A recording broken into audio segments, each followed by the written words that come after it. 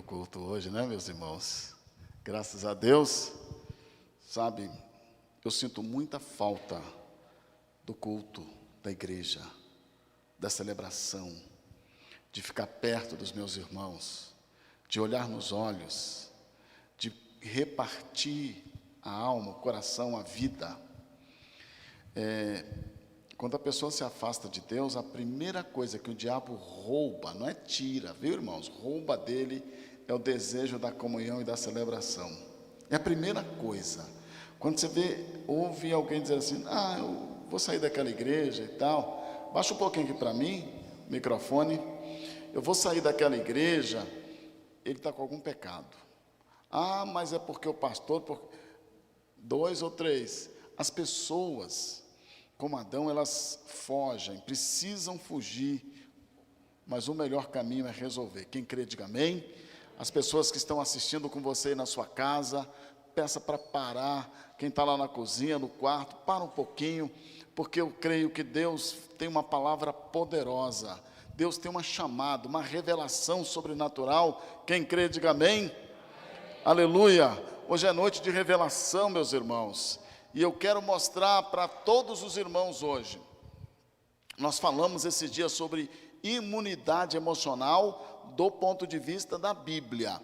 Se você for para a internet, você vai encontrar palestrantes, pessoas falando sobre isso do ponto de vista humano, usando uma linguagem deste mundo. Mas nessas 3 quartas-feiras, eu tenho mostrado que a Bíblia tem um plano para proteger a sua mente guardar as suas emoções. Amém, meus irmãos? O nosso campo de guerra é aqui. Se você aprender a controlar aqui, você vai controlar todo um rumo de vida e vai ser bem sucedido. Eu gosto de usar uma frase que eu peço a você, anote no cantinho aí da sua Bíblia, coloque num canto onde você pode ver, de repente ali na sua geladeira, num quadro. Há momentos que você pensa que está pensando, mas é o inimigo que está jogando os pensamentos. Isso é muito importante. Há momentos que você pensa que está pensando, mas é o inimigo que está jogando pensamentos. Há pessoas que compram esses pensamentos. Um exemplo simples. Você acorda pela manhã e escuta uma voz dizendo, você está cansado, você não vai conseguir vender, você não vai conseguir produzir, você não vai conseguir isso ou aquilo. E de repente aquelas vozes faz uma programação na sua vida. Outra hora usa pessoas para criticar você, para destruir aquela construção emocional abençoada. Satanás, ele tem uma equipe repartida aqui nesse planeta Terra para plantar. Irmãos, como eu gostaria, se eu tivesse esse poder de entrar na sua mente e colocar essas verdades. Porque muitas vezes nós estamos tropeçando nas mesmas coisas. Tem gente que já é um cristão há 40, 50 anos, ele tropeça na mesma armadilha. Pode um negócio desse? São as programações emocionais, e hoje nós vamos aprender, meus irmãos, vamos aprender a fechar a janela por onde o inimigo entra e implanta essa programação emocional em nós, e nos escraviza aqui. Então nós vamos aprender, vamos descobrir como se chama essa janela, e vamos fechar essa janela hoje, em nome de Jesus. Quem crê, diga amém. Aleluia!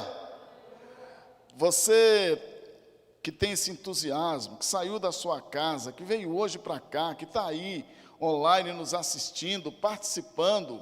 Então, você pode dizer assim, olha, hoje eu vou fechar a janela por onde o inimigo passa, e implanta informações na minha mente. As legalidades espirituais. Irmãos, há pessoas que ele tem coragem de ir no supermercado fazer compra. O supermercado é comprovadamente o lugar de mais contágio do Covid. Em primeiro lugar, o supermercado. Em segundo lugar, o nosso local de trabalho. A igreja é um dos últimos lugares porque há uma organização. Sabe, e aqui, o povo de Deus é um povo comportado. É totalmente diferente. Mas você sabe o que o diabo diz? O cara vai trabalhar. Esses dias hoje eu conversei com uma pessoa de manhã. Ela pega aquele ônibus lotado, vai de ônibus trabalhar. Ela diz assim para mim: não, eu estou com medo de ir na igreja, porque o coronavírus. Eu falei: tem razão. Você trabalha onde? Eu trabalho aqui no Núcleo Bandeirante. Você vai então, você pega um Uber, que eu já estava na minha cabeça preparando para dizer que o motorista do Uber podia estar contaminado. Mas ela disse: não, eu pego o ônibus, e esse ônibus vai só você. Ela brincou comigo dizendo: vai eu mais umas 200 pessoas. E quando você chega lá, pega aquela lata de sardinha, o ônibus. Chega lá no Núcleo Bandeirante, você vai trabalhar sozinha, isolada. Não, tem 10 pessoas na minha sala. Aí quando você volta, você vem de Uber? Não, vem de ônibus de novo. E ontem eu cheguei em casa, peguei o ônibus, cheguei em casa, ainda fui ao supermercado, peguei uma fila enorme no supermercado. E o diabo está falando para ela que é na igreja que ela vai se contaminar. Vocês percebem como é que funciona o esquema? O maior prejuízo sobre essa terra foram os dias que os templos ficaram fechados, meus irmãos. As famílias começaram a brigar mais. Porque o que é o período das trevas? É quando não há mais louvor, não há mais adoração. Quando você adora, quando você presta atenção na palavra, quando nós oramos juntos, o Senhor reprograma a nossa casa. Quem crê, diga amém. Amém. Aleluia. Levanta a sua mão direita e diga assim comigo: há uma janela por onde o inimigo entra e programa a nossa mente. Hoje, em nome de Jesus, fecharemos essa janela. Amém? Vamos fechar essa janela? Em nome de Jesus? O diabo tem medo das pessoas ir para a igreja, porque se você vem, você aprende, você sabe. E outra coisa, todas as coisas que você faz nesse mundo vai passar, vai acabar. Não adianta ficar correndo atrás. Eclesiastes, né, o pregador diz: é correr atrás do vento. É correr atrás do vento. Ah, mas se eu não cuidar das minhas coisas, eu vou passar fome. Quem sustenta você não é aquela empresa na qual você trabalha. Deus usa ela. Como podia usar? Você é sustentado pelo céu. Quem crê, diga amém. Amém. Aleluia. Irmãos, quando Adão teve aquela experiência lá no Éden, nunca mais ele foi o mesmo. E quando nós olhamos a partir dali, é uma sequência de perdas. Quando ganhamos algo, perdemos 2, 3, 4 outras coisas. Hoje eu estava lendo um pouco da história daquele jogador argentino chamado Maradona. E as pessoas tinham uma verdadeira idolatria por aquele homem. Mas ele perdeu a partida para as drogas. Ele não conseguiu vencer. Um gênio na bola, conhecido e respeitado, admirado no mundo inteiro, perdeu a jogada para as drogas. Com apenas 60 anos, morreu. É claro que as pessoas vão exaltá-lo, quem ele era, quem ele foi, mas nunca falam quem ele é. Porque é isso que o diabo faz, ele nos joga no passado, vivemos do passado. Isso acontece porque há uma janela que o inimigo constrói e vende essa janela para nós. E por ali ele entra para dominar a mente. Você pode ser a pessoa mais extraordinária deste mundo. Se o inimigo dominar a sua mente, você será escravo dele. Não adianta. Por isso, eu quero compartilhar com vocês um texto que está lá em 1 Samuel, capítulo 15, de uma experiência de um homem, de um rei chamado Saul, que de repente ele deixa o inimigo dominar a sua mente e destruir a sua vida.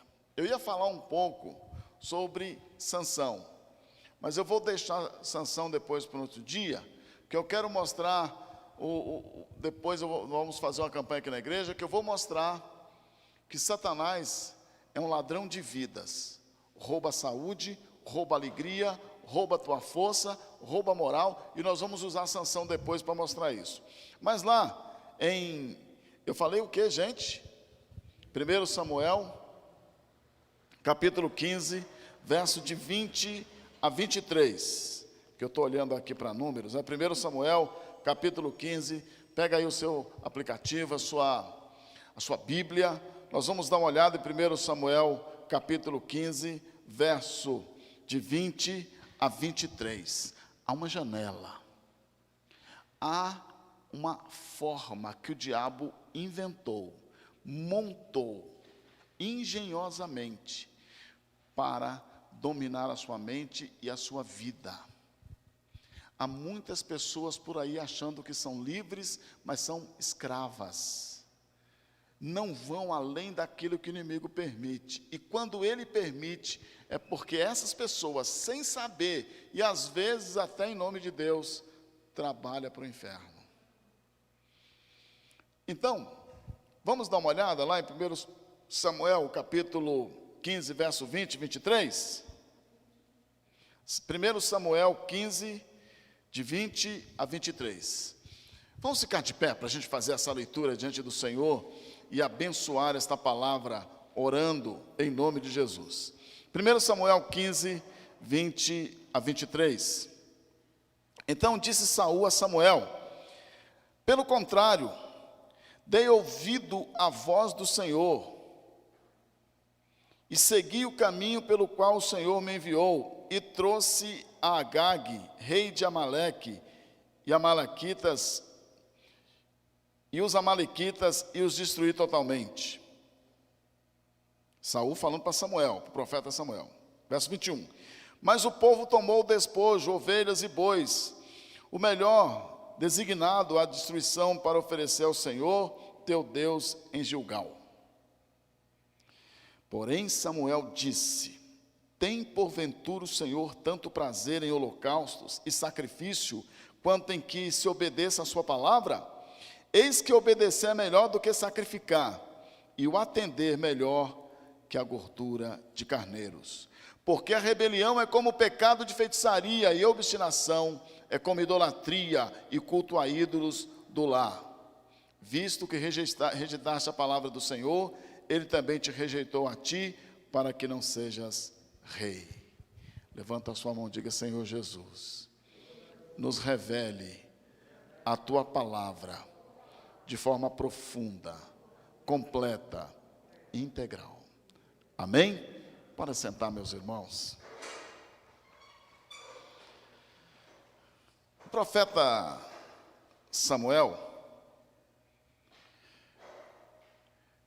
foi até o rei Saul e deu a seguinte ordem no capítulo 15, verso 3. Olha a ordem: vá até Amaleque, o rei dos amalequitas, e destrói tudo, tudo. E é um negócio sério aqui, ó. Destrói totalmente, nada poupes. Homens, mulheres, crianças, ovelhas, bois, camelos, jumentos, ainda fez a lista, tudo. E aí o que Saul, o rei de Israel, primeiro rei de Israel, foi ungido rei pelo próprio profeta Samuel. O que ele faz? Ele pega seu exército, vai lá, destrói mesmo, mas ele pega prata, ouro, os melhores camelos, as melhores ovelhas e tal, e pega o rei e traz como troféu para Israel. E ali ele faz uma celebração, uma exibição. E quando o profeta Samuel procura, ouve o barulho das ovelhas e tal, ele diz: não, o povo que resolveu trazer isso aqui para oferecer ao Senhor. Mas a palavra do profeta não foi para destruir tudo. Mas não, nós trouxemos para oferecer ao Senhor, e nós trouxemos aqui para mostrar que quem manda é o Senhor, e para fazer uma festa. A palavra era: destrói tudo, mas ele pega o melhor, traz e faz uma festa, e diz que é para o Senhor, e manda levantar um altar para ele, e diz para o profeta que ele trouxe aquilo tudo para o Senhor. Que ele cumpriu o que o profeta disse. O profeta faz olha para ele, era para ter distribuído tudo. E ele diz: não, eu fiz isso. Verso 20. Dei ouvido à voz do Senhor, e segui o caminho pelo qual o Senhor me enviou, e trouxe Agag, rei de Amaleque, e os amalequitas destruí totalmente. Eu trouxe o rei aqui preso, e o povo resolveu ficar com essas coisas valiosas, mas a ordem era destruir tudo. Você percebe que nós temos a mania de dar um jeitinho naquilo que Deus manda a gente fazer, de fazer a nossa própria interpretação de acordo com a nossa conveniência, com o nosso desejo. Você percebe que a maioria das pessoas, elas estão dizendo que servem a Deus, mas na realidade a mente está controlada pelo diabo por causa de uma palavra chamada desobediência. Desobediência. Quando Adão e Eva caíram nessa arapuca, já não pertenciam mais ao Senhor.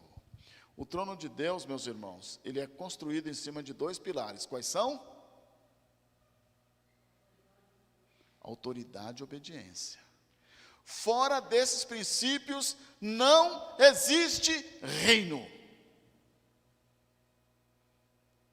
Essa semana uma pessoa me procura dizendo: Deus falou comigo que eu devo ir para a igreja. Eu estava falando: mas não falou comigo. Deus não falou comigo. Deus nunca fala com Israel sem falar com Moisés primeiro. Não tem jeito, leia a Bíblia. Deus não é burro. Deus obedece os princípios. Amém?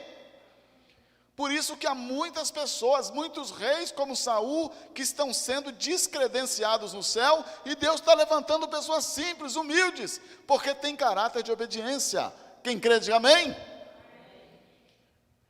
Saul obedeceu pela metade, matou os amalequitas, mas poupou o rei, porque ele queria mostrar como troféu, e pegou o melhor dos espojos, para poder se exibir, e ainda fazer sacrifício para Deus para se justificar. E ainda colocando a culpa no povo. Presta atenção, irmãos. Nós estamos caindo na mesma armadilha hoje. Nós precisamos dar uma olhada para nós e perceber se não estamos fazendo como Saul. Uma das coisas que mais me preocupa é o seguinte: há dias e há culto, celebração que Deus separou para falar contigo. Eu não mando mensagem para todo mundo. Deus coloca no meu coração o nome das pessoas. E as pessoas têm as perguntas. Estou cansado. Eu tenho um compromisso. Caramba, se o Todo-Poderoso tem uma palavra que vai transformar a tua vida, cancela! Cancela! A gente faz isso, meus irmãos. Às vezes a nossa própria família briga com a gente. Sabe por quê? Aquelas pessoas que não têm coragem de abrir mão da sua vida neste mundo para servir o Senhor, para obedecer a voz, para escutar a voz, são pessoas negligentes, desobedientes, mas elas têm desculpas bonitas. Meu pai quebrou a perna, eu fui para o hospital. Há sempre uma desculpa bonita. Todas as vezes que vai começar o culto, das pessoas que eu convido, eu recebo de 10 a 15 desculpas.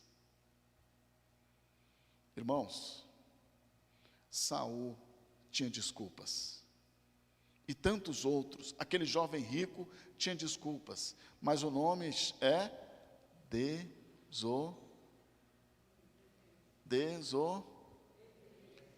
E aí eu quero mostrar para vocês. Bom, se você continuar lendo o texto aqui, você vai entender que o Senhor, que o próprio profeta Samuel disse que Deus havia tomado o reino de Saul. E lá na frente, ele perde o reino, e ele é, meus irmãos, retirado, e entra Davi. Davi cometeu muitos mais pecados do que Saul, fez coisas muito mais sérias. Mas quando o profeta falava, não tem mais nem menos, falou, está falado. Há uma unção. Eu estava falando para o Danielzinho agora mesmo, você quer ser um homem de Deus? Ande com um homem de Deus. Aprenda a obedecer. Foi a minha experiência, irmãos. Eu ia para a igreja e engraxava o sapato do meu pastor. Verdade, irmãos. Pastor Campelo, engraxava o sapato dele. Eu queria aprender com aquele homem. É verdade. Quando ele dizia que eu tinha que dirigir o culto das 3, eu estava lá 1 hora. Deus é testemunha. Liga para ele. 1 hora antes. Irmãos, se eu chegar atrasado no culto, tem algum problema. Se eu chegar no segundo dia, manda me internar. Estou falando sério. Falo assim, o pastor já não está mais, vamos providenciar uma clínica de repouso para ele. No dia que tem culto, eu acordo cedo, minha alma queima. Quando abro esta palavra, meu Deus, eu não posso dizer algo que não seja a tua vontade, há algo tremendo acontecendo hoje. Saul dava desculpa, o desobediente ele dá desculpa. E eu quero mostrar para vocês aqui 3 níveis de desobediência. Amém? Agora vai pegar. 3, diga comigo, 3 níveis de desobediência. Existem 3 níveis de desobediência. Cada uma tem uma consequência. Mas são 3 níveis. O primeiro nível é a desobediência inconsciente. Presta atenção, a desobediência inconsciente. O que é isso? Lá no Salmo 51, 5, Davi diz assim: eu nasci em iniquidade e em pecado me concebeu a minha mãe. É a desobediência que está lá na nossa velha natureza, que nasce, a gente chama de o pecado de Adão, a herança pecaminosa de Adão. A nossa inclinação a fazer o que não deve ser feito. Você observa isso muito nas crianças, não é, gente? A gente ensina a criança a fazer o que é bom, porque o que é mal não precisava ensinar. É ou não é? É essa herança pecaminosa. A maioria dos psicólogos não concordam com isso, mas presta atenção. A gente vai ensinando, porque naturalmente ela vai se inclinando a fazer o que não deve. E aí, ela não nasce sorrindo, ela nasce chorando. E ela vai começando, olha, não atravessa a pista. Você fica de olho porque você sabe que ela vai atravessar. A menos que você, por isso que a Bíblia diz, né? Da repreensão, de você disciplinar, de você orientar, ensinar os caminhos do Senhor, porque há uma inclinação naturalmente. Irmãos, isso nós chamamos de desobediência inconsciente. Como Davi diz no Salmo 51, o Senhor, ele tinha pecado diante de Deus, e ele começa dizendo, olha, eu já nasci em pecado, nós já nascemos inclinados a fazer o que não serve. Por isso a cruz, por isso o sangue de Jesus, por isso a igreja, Deus criou ferramentas restaurativas, amém? Porque há dentro de nós, eu gosto muito do exemplo de Isaías 64, 6, que é maravilhoso, que está escrito lá. Quem somos nós? Todos nós somos como imundo, toda a nossa justiça como um trapo de imundícia, todos nós murchamos como a folha, e a iniquidade como o vento nos arrebata. Você sabe o que é trapo de imundícia, né? No Velho Testamento, é o absorvente que as mulheres usavam. Somos comparados a isso. Está falando dessa inclinação que nós temos para o pecado. Irmãos, você não pode facilitar. Não pode ficar te dando colher de chá. Amém? O dia que tem um culto, irmãos. Aí vem, não, você está com a dor de... Você está repreendido. Venha para a casa do Senhor. Porque o diabo, ele tem manjares. Não é que é proibido comer alguns manjares. Não são manjares proibidos, são manjares, é atitude na hora que você vai comer. Daniel chegou na Babilônia e não quis comer carne, não quis participar do banquete do rei. Mas, na hora de vir ao culto, tem um jogo. Tem aquele amigo que vai, tem aquele parente que chega lá e não sai. Manjares. Na hora que você vai ler a Bíblia, parece que é a hora que as crianças começam a gritar. Manjares. Na hora que você vai orar, aí pronto, aparece alguém. Cadê a conta de água? E há um esquema, é verdade. Satanás sabe que quando você entender isso, você vai destruir o inferno. Você vai destruir o inferno. Então, a primeira tipo de desobediência é a desobediência inconsciente, aquela que te leva naturalmente, que te inclina naturalmente a fazer o que se não deve fazer. Você tem que estar sempre atento. Davi disse: Senhor, coloca guardas na minha boca, nos meus ouvidos. Você tem que estar sempre, irmãos, às vezes, inconscientemente, você diz uma palavra que é uma palavra de maldição que você lança sobre os seus filhos. Dá um exemplo. Os meninos estão brincando, que menino danado. Você quer destruir sua família? Fale palavrão.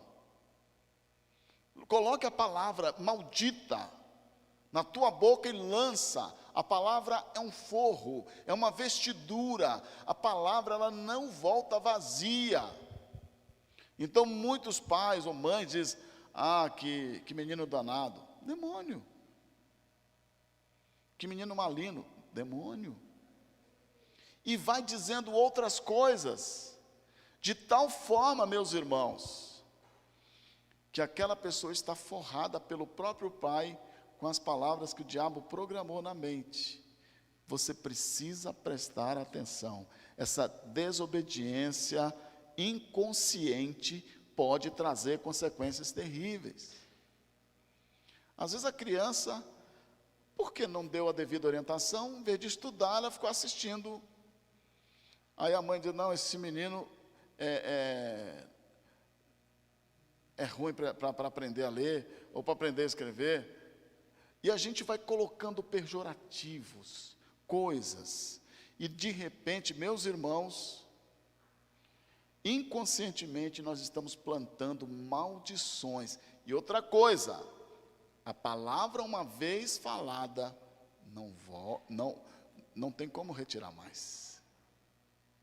Aí é o sangue de Jesus, mas as consequências ela vai produzir.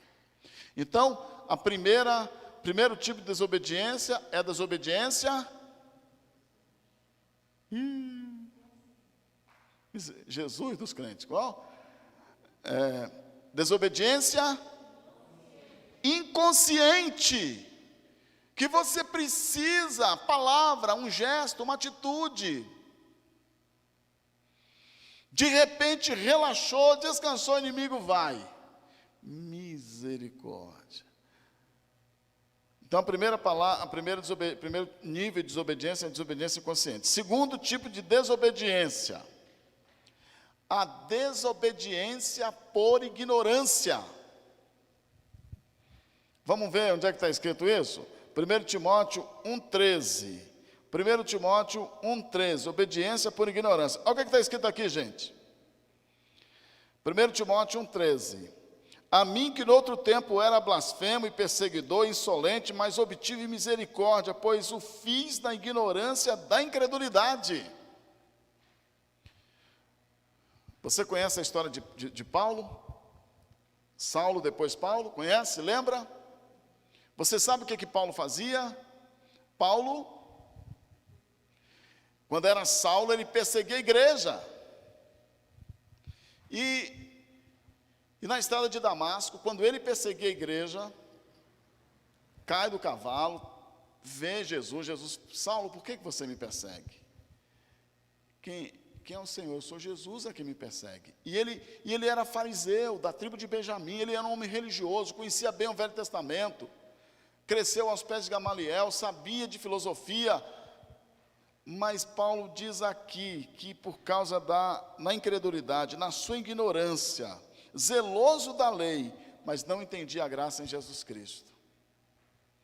Então, olha aqui para mim, irmãos. Às vezes, por ignorância, nós pecamos e pagamos um preço terrível. Quando você vem à igreja, quando você está com os irmãos, você vem para aprender, para entender os caminhos. Amém? Olha aqui para mim, é muito importante o que eu vou dizer, meus irmãos. Quando você vai dirigir, para dirigir um carro, você não tem que tirar uma carteira? Tira a carteira, irmãos, para poder pegar o seu veículo e ir, se comunicar na estrada.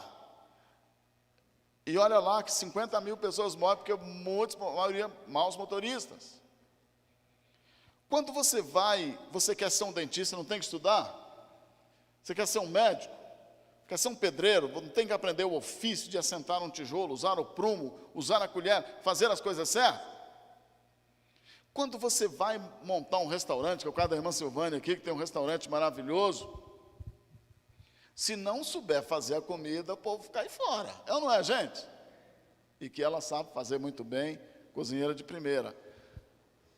E para buscar o Senhor, para entrar no Santo dos Santos, é de qualquer jeito?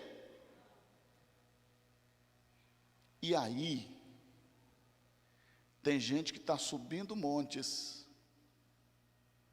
andando com a Bíblia para lá e para cá, mas não sabe se apresentar diante de Deus. Não aprendeu quando ficar em silêncio, quando falar, quando adorar. Faz a oração do Pai Nosso e não sabe o que está dizendo. Quando pronuncia o glorioso nome do Senhor Jesus Cristo, ele nem sabe o que está falando. A desobediência por ignorância tira da gente as bênçãos. Você está se esforçando na igreja, você está se esforçando na sua vida particular, na sua vida, mas você acha que já sabe tudo. É a pior das ignorâncias. E não sabe. Não sabe. Irmãos, se a gente dedicasse 10% do nosso tempo, que a gente dedica à televisão para ler a Bíblia, a gente estava dando um show aqui. Irmãos, nós nem sabemos quem é Deus, porque nós não nos dedicamos a aprender, a escutar, a ouvir, estudar. O que é a igreja?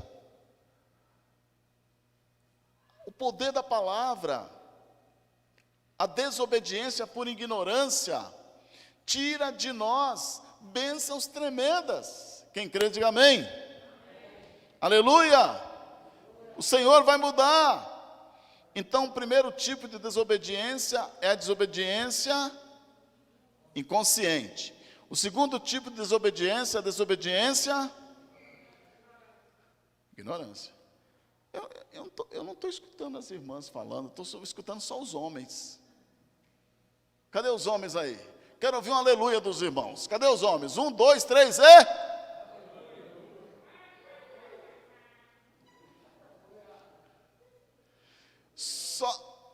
Só o irmão Oliveira conseguiu dar um aleluia mais alto que todas as irmãs juntas. Agora eu quero ver um aleluia das irmãs. 1, 2, 3 e...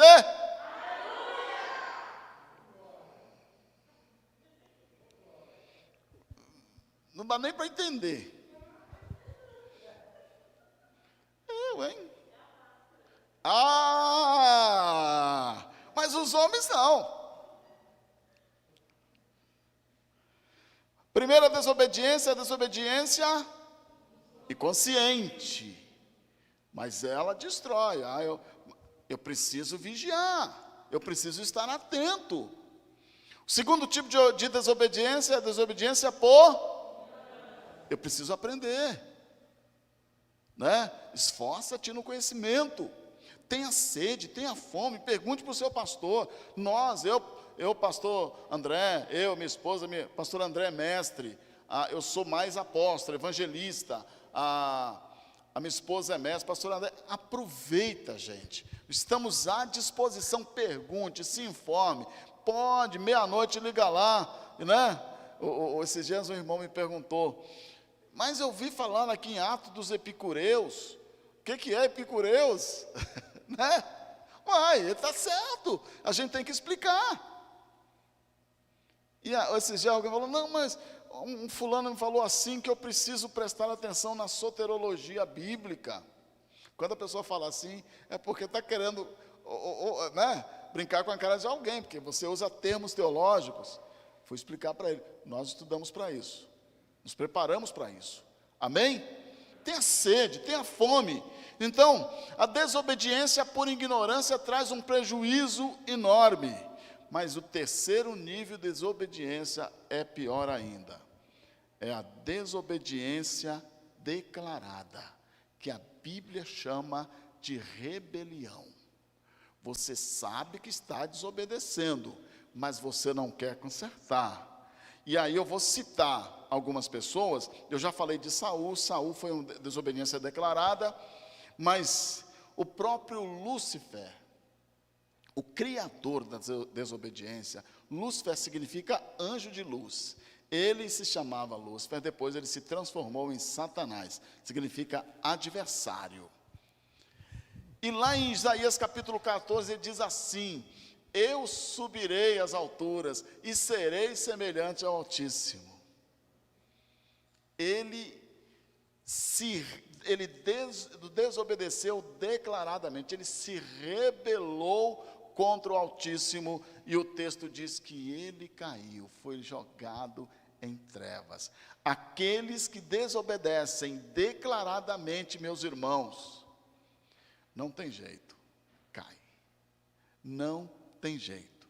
Uma coisa é a desobediência inconsciente, você se arrepende.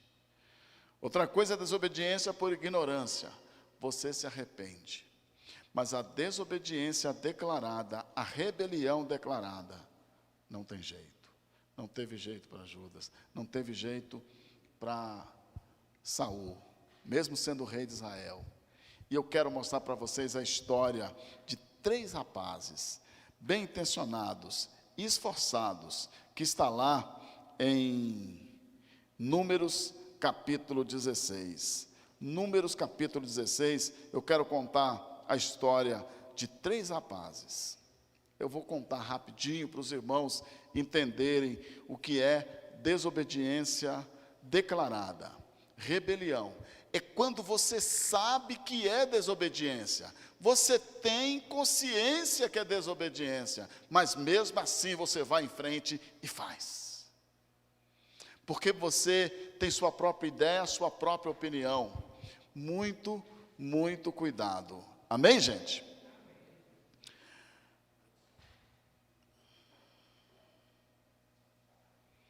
Irmãos, Moisés foi chamado por Deus para levar o povo de Israel pelo deserto. E no meio da peregrinação, algumas pessoas se levantaram. Primeiro foi Coré. A Bíblia diz, no capítulo 16, filho de Gizar, filho de Caete. E ele chamou Datã e Abirão. E resumindo aqui o texto, eles vão assim, olha, Moisés está ficando velho, não está tomando as decisões direito.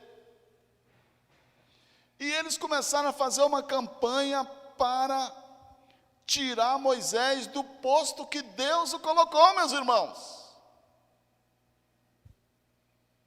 E aí, verso 3, eles se juntaram contra Moisés e contra Arão, e disse, olha, basta o que você está fazendo, está ficando velho, não está administrando direito.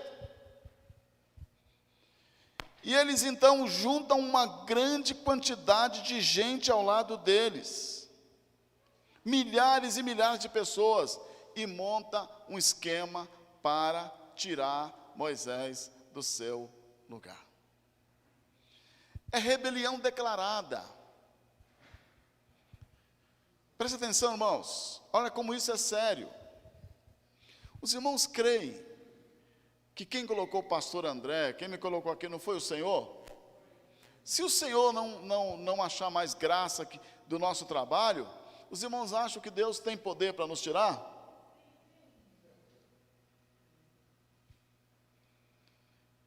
Eu já vi muitas vezes esse filme, meus irmãos. Eu não excluo o pastor do caminho, não. Deu trabalho, diz o Senhor, vai tirar você. Agora, se eu fosse você, eu caía fora antes que a mão do Senhor pese.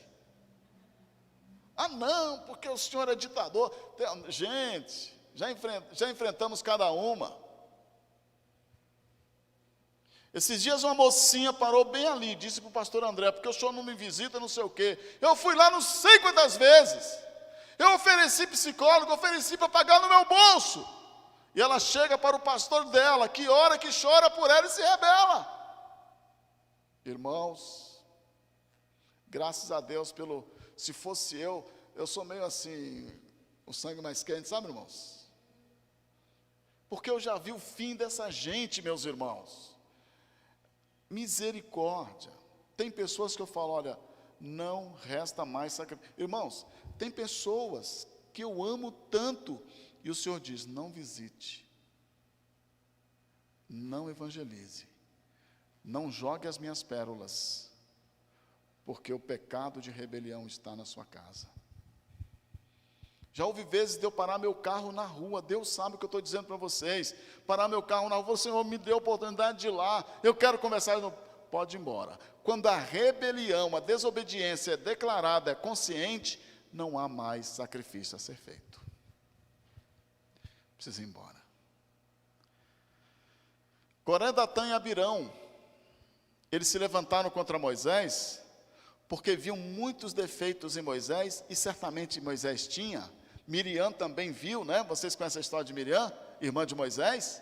Quando Moisés casou com uma egípcia, e ela se levantou contra ele, o que aconteceu com Miriam? Presta atenção, ficou leprosa. Isso é sério, meus irmãos.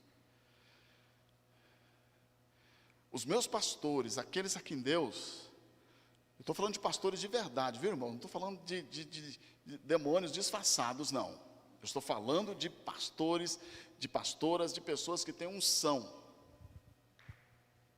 Quando eu viajo pelo Brasil, fazendo missões, e eu entro numa cidade que eu nunca entrei, que eu não conheço, para fazer algum trabalho, eu procuro o anjo daquela cidade, eu procuro o pastor.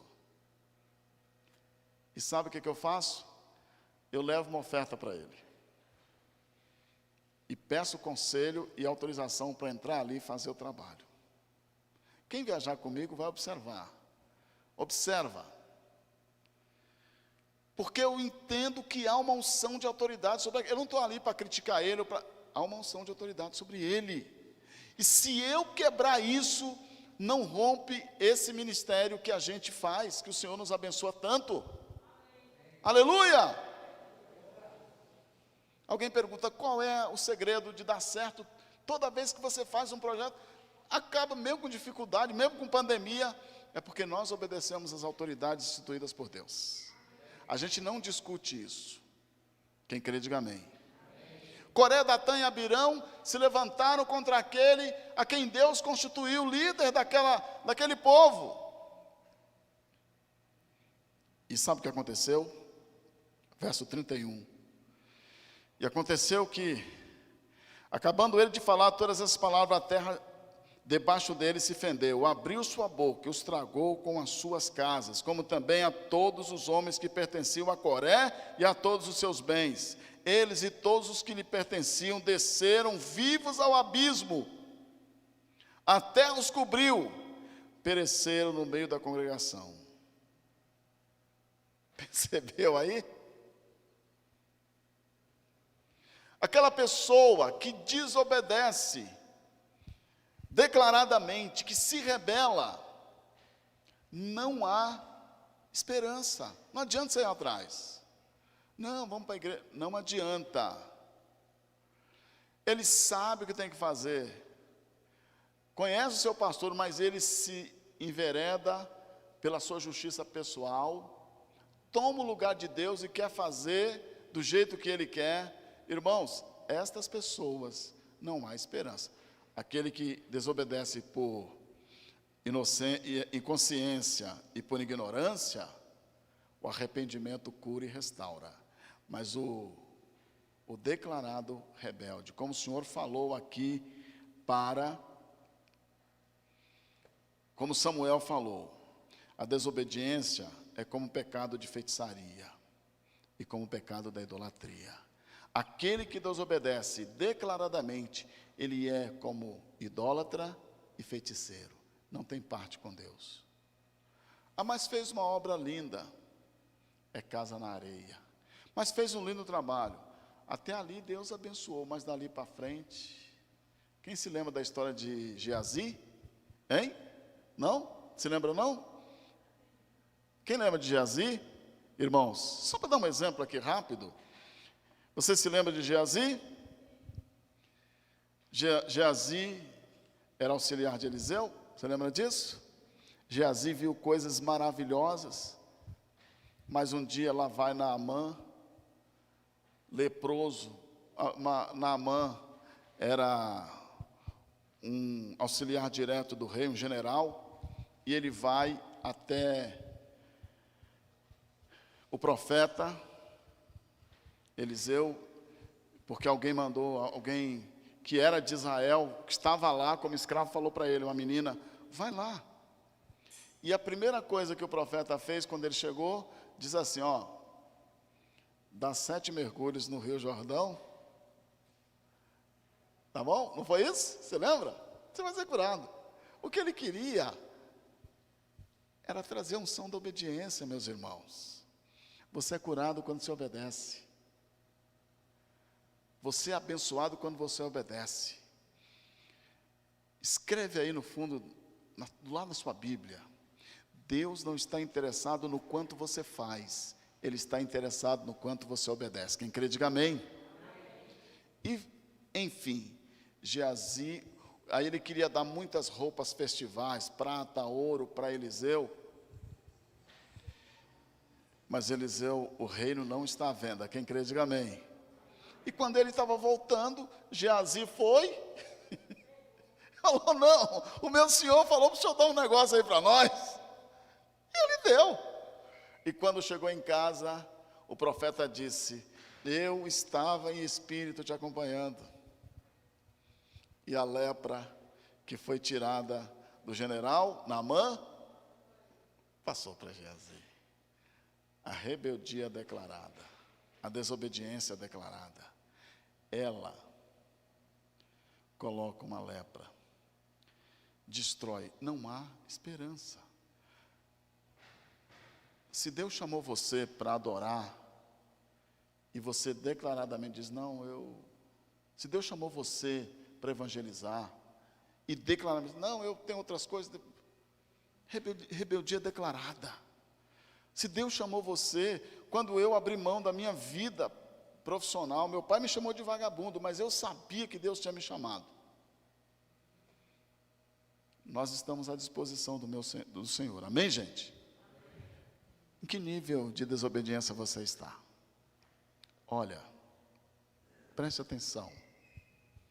Não vale a pena. Não vale a pena. Quem crê, diga amém. O Senhor está chamando. Não existe obediência pela metade. O Senhor está chamando você para obedecê-lo. E quando você obedece, a sua mente é protegida. E Satanás não consegue nenhum tipo de domínio. E no final da sua vida, o Senhor vai olhar e falar: ali está o meu filho que me obedeceu, que anda em toda. Lá o Senhor diz: Jesus foi obediente em todas as coisas, como servo e na morte. Ah, mas o nome dele está acima de todo nome, porque ele obedeceu mais que todas as pessoas. O tamanho da sua autoridade, o tamanho da sua fé, é do tamanho da sua obediência. Você crê? Então obedeça. Não é apenas fazer o que você acha, é o que o Senhor manda. Um dia você está na sua casa, o Senhor vai dizer assim: ó, meu filho, 3 horas da tarde, liga para o pastor André, fala que você vai limpar a igreja. Deus fala assim comigo, meus irmãos. Eu vou ajudar as pessoas. Eu tenho um ministério que é secreto, a gente não fala. Mas às vezes o Senhor diz assim para mim: sai daqui, vai até o Setoró, no ponto de ônibus, e tem uma pessoa assim, assim lá. E eu vou. E lá encontro aquela pessoa. Às vezes estou cansado, às vezes estou só com dinheiro. Sabe aqueles últimos 50 reais? Que você está planejando para pagar a gasolina, o Senhor diz: vai lá em tal lugar. Entrega para uma pessoa assim, assim. Quando você se dispõe a obedecer, Deus começa a falar com você. Quando você dispõe a obedecer, a parceria de Deus é organizada. Eu conheço um amigo que um dia o Senhor falou para ele: entrega toda a roupa que você tem, fica só com a roupa do corpo. Tremendo, porque o Senhor tem mais. O que Deus quer é que você esteja provando e mostrando que está disposto a obedecer, seja o que for. Sabe, irmãos, um dia o Senhor diz: olha, seu carro é meu, entrega, sua casa. Eu me lembro que a gente estava terminando, compramos lá um terreno em Santa Maria e começamos a construir nossa casa. Um dia eu cheguei lá todo animado, pensando em fazer isso, fazer aquilo. O Senhor falou: entregue. Em 99, a primeira viagem missionária que a gente fez foi aquela casa que eu vendi, e com dinheiro nós enchemos o caminhão. Mas vale a pena obedecer. Você vai participar do projeto do céu, do trono, e nada te será impossível. Quem crê, diga amém. Amém. Você quer proteger sua mente, sua família? Obedeça, obedeça, obedeça. Amém? Amém? Aleluia! Quem crê nessa palavra profética, diga glória a Deus. Levanta a sua mão para o céu e diga assim: Senhor Jesus, eu compreendi tua palavra, e a partir de hoje, o meu coração está inclinado em obedecer, obedecer, obedecer.